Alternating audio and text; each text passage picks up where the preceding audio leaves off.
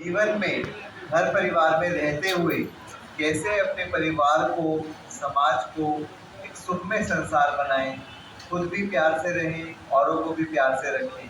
और ये संभव है। ये लाखों परिवार एग्जाम्पल्स हैं जिन्होंने ये किया।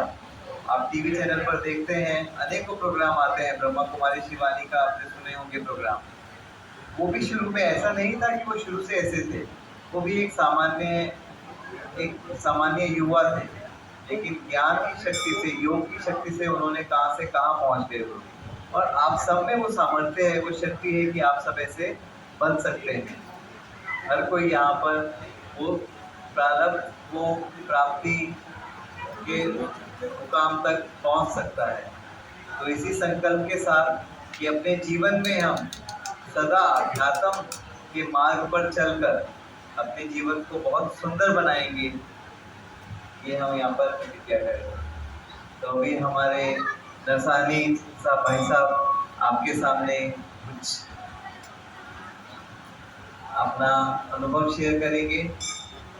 वे काफी समय से, कई वर्षों से ब्रह्मा कुमारी संस्था से जुड़े हैं और उनको अपने जीवन में क्या प्राप्तियां हुई, ये सब हम उनसे जानेंगे ताकि हमें भी उनसे कुछ सीखने को मिले।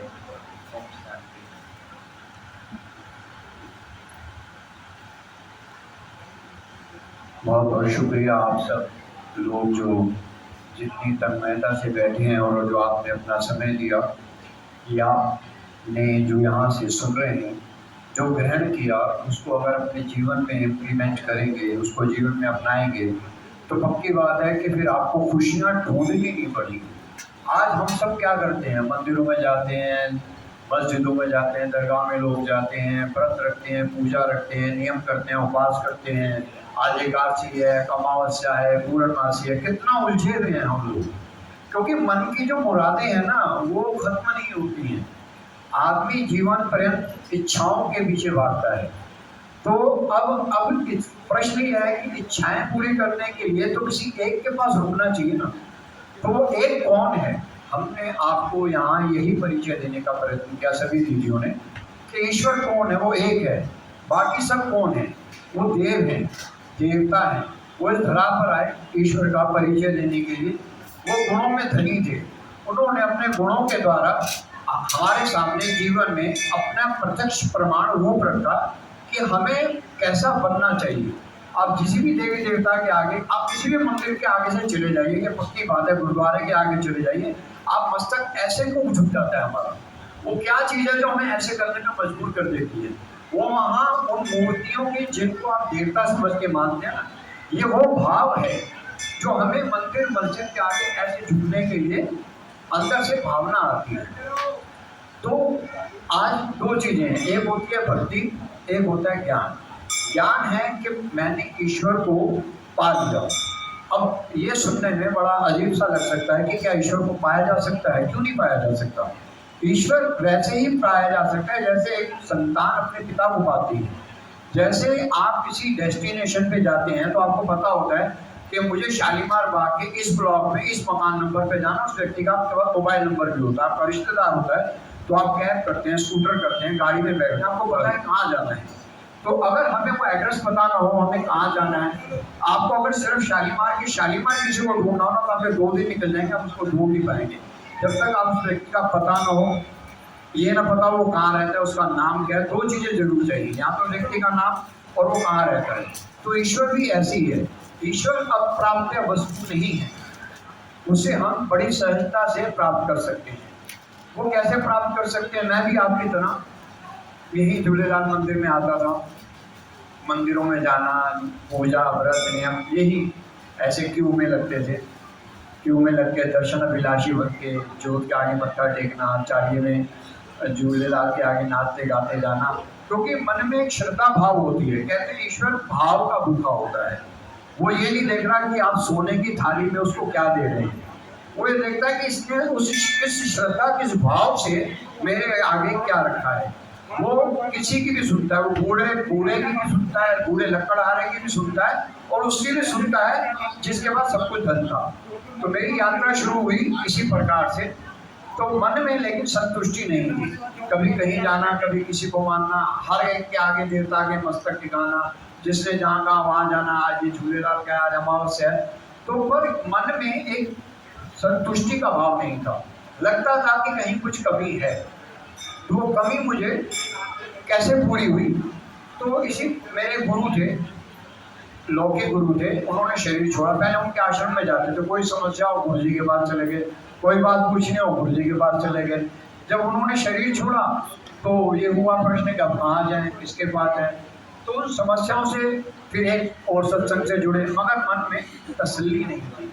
ऐसे नहीं लगता कि यहाँ पे मेरे मन की जो बात है वो पूरी हो रही है, जो मैं जानना चाहता हूँ, या जो मेरे मन में रिक्तता है ईश्वर को लेकर, परिचय को लेकर नहीं थी।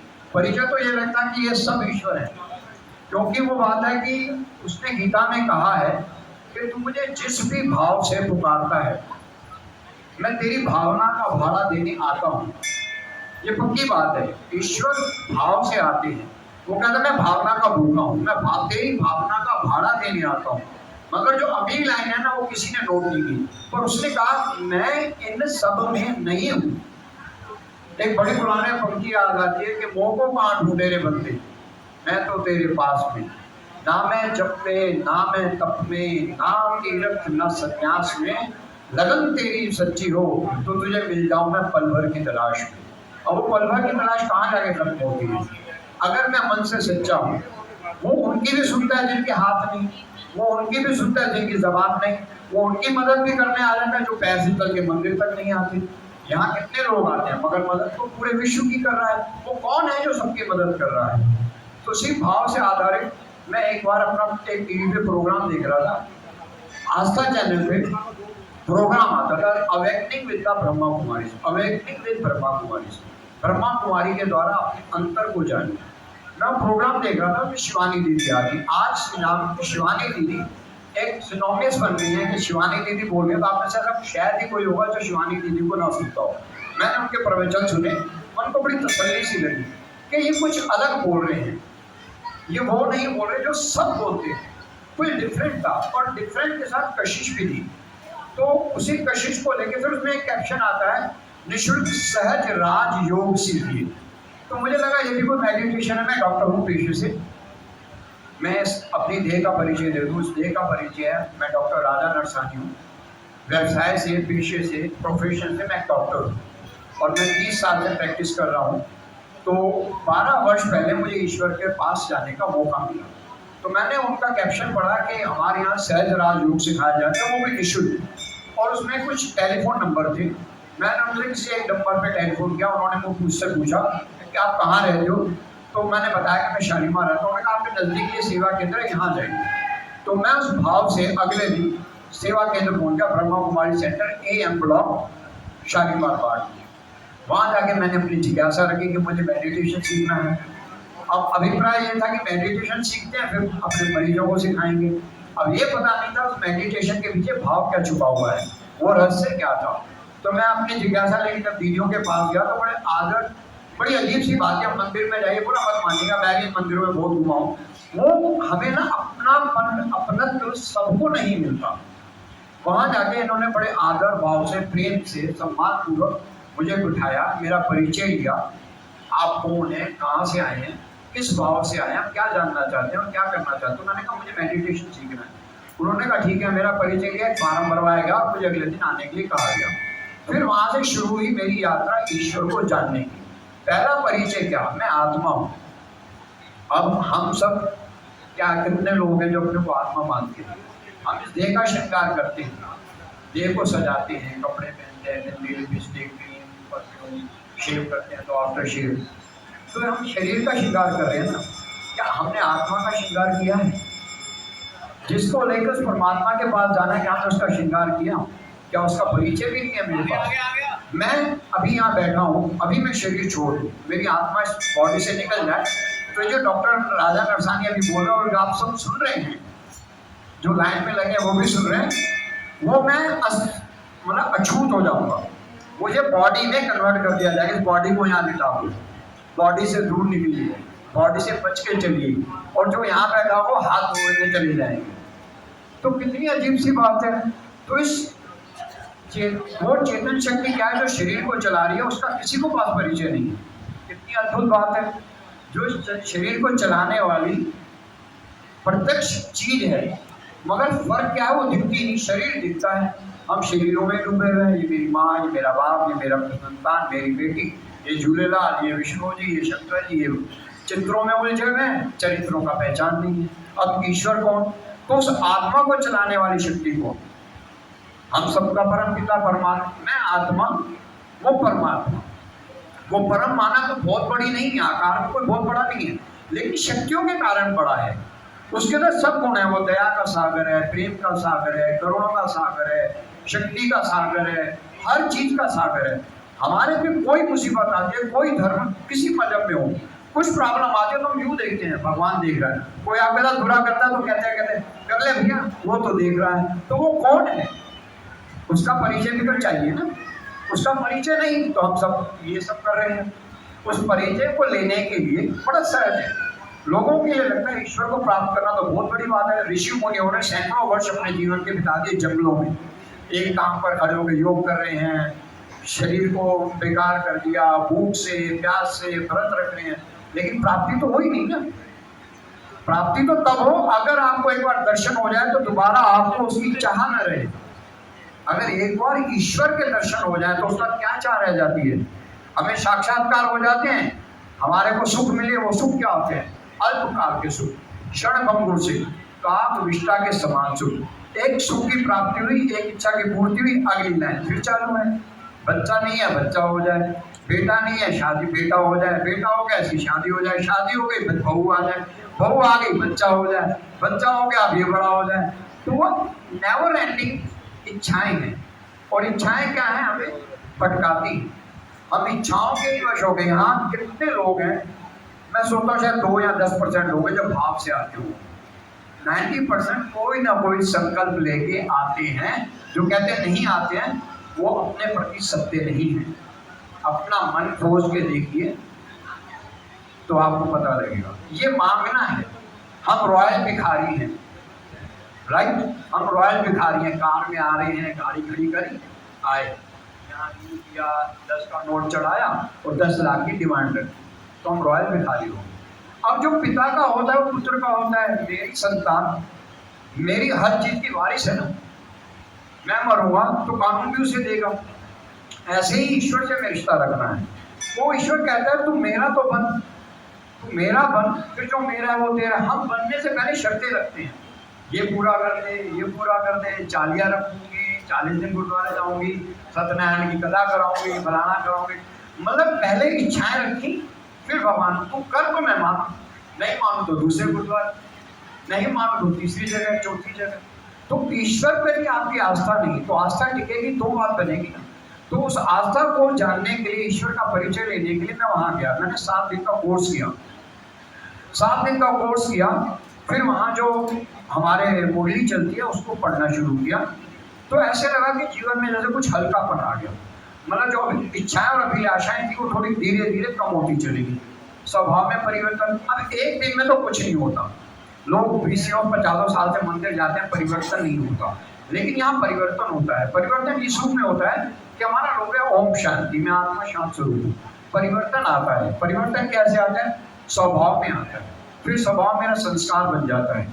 फिर धीरे धीरे परिवर्तन आए तो शांति आई। शांति आई तो बुद्धि ने काम करना अच्छे से शुरू किया। बुद्धि ने काम करना शुरू किया तो वो कूलनेस आई। कूलनेस आई तो क्या होता है, फिर बुद्धि में विचार जो है शुद्ध आने लगते हैं। जब विचार शुद्ध आते हैं तो आप ईश्वर से कनेक्टिविटी आपकी जुड़ती है। फिर आप मेडिटेशन करके देखिए, बिना कुछ मांगे 10 मिनट उसकी याद में रहिए, बिना मांगे, बिना इच्छा के उसकी याद में रहिए, उसकी स्मृति में रहिए। वो जो याद में बैठने लगे, स्मृति में बैठने लगे तो अदृश्य शक्तियां प्राप्त होने लगी। वो शक्तियां दिखती नहीं। ये जो ऋषि मुनियां जिनके आगे मस्तक झुकाते उनके अदृश्य शक्तियां थी, वो ऐसे नहीं थी। उन अदृश्य शक्तियों की वशीभूत होकर हम संतों पे जाते हैं, महात्माओं पे जाते हैं, गुरुओं के पास जाते हैं, क्योंकि उनके अंदर वो त्याग है, तपस्या है। जब तक जीवन में त्याग नहीं आएगा, मैं इच्छाओं का त्याग नहीं करूंगा, अभिलाषाओं का त्याग नहीं करूंगा, तो वो जो शक्तियां हैं वो नहीं आएंगी। अब वो होते होते ये हुआ कि जब राह पे चलना शुरू किया तो पहले तो ज्ञान आया, फिर योग लगाना शुरू किया, फिर धारणाएं आई, खान पान की शुद्धता। अब मैं पूछता हूँ आप लोगों से कि नवरात्रे होते हैं तो हम 9 दिन प्याज लहसुन छोड़ते हैं। तो मैं मुझे बताइए कि 9 दिन वो माता रानी नीचे आ जाती है, 10वें दिन क्या नहीं उठ के चली जाती है क्या? नहीं जाती ना। तो भाव ये हुआ कि वो देवताओं का भोजन नहीं। हमारे घर में अगर कुछ मंगल हो जाता है तो 12 दिनों भोजन नहीं बनता। तो ये फिर तय हुआ कि वो भोजन देवताओं के लिए नहीं है। तो वो जो चीज देवताओं के लिए नहीं है वो हमें अपने जीवन में लाना है, तो अपने देवत्व को प्राप्त करना है। तो वो सब धारणा है। फिर धारणाओं पे चलना शुरू किया, धारणाओं पे चलना शुरू किया तो वो जीवन सहज होता चला गया। वो सहज चलते चलते चलते ये हुआ कि जीवन में, मैं डॉक्टर हूँ पेशे से, जब कोई भी पेशेंट आता है अगर कुछ भी मुझे कॉम्प्लिकेशन लगती है तो मैं 2 मिनट उस परमात्मा को याद करके उसकी शक्तियों का अपने अंदर मैं महसूसता करता हूँ और उस पेशेंट को मैं डायग्नोस करके उसका ट्रीटमेंट स्टार्ट कर देता हूँ। तो जो परसेंटेज ऑफ इम्प्रूवमेंट है वो 90 to 100% हो जाती है। तो कहने का भाव यह है कि जब मैं ईश्वर से जुड़ूंगा तो फिर मुझे मांगना नहीं पड़ेगा, मेरा मांगना बंद हो जाएगा। मांगना बंद करना है तो सही रास्ते पे जाइए, सही जगह पे जाइए और ईश्वर का वास्तविक परिचय लीजिए। और ईश्वर का वास्तविक परिचय मिलेगा आपको वहां जहाँ ईश्वर के बारे में सत्य बताया जाए। जैसे कहते हैं ईश्वर सत्य है, सत्य ही शिव और शिव ही सुंदर है। तो शिव को जानिए, शिव कौन है, परिचय आप ले चुके हैं।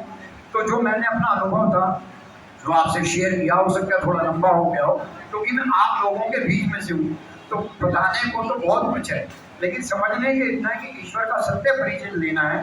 तो आप आइए अपने नजदीकी ब्रह्मा कुमारी सेवा केंद्र पे आइए। यहाँ हर प्रकार की सेवाएं निःशुल्क दी जाती हैं, 1 to 1 की टीचिंग है, इसलिए कोई कॉम्प्लिकेशन नहीं होती। जो आपके मन के भाव में प्रश्न है वो रखिए।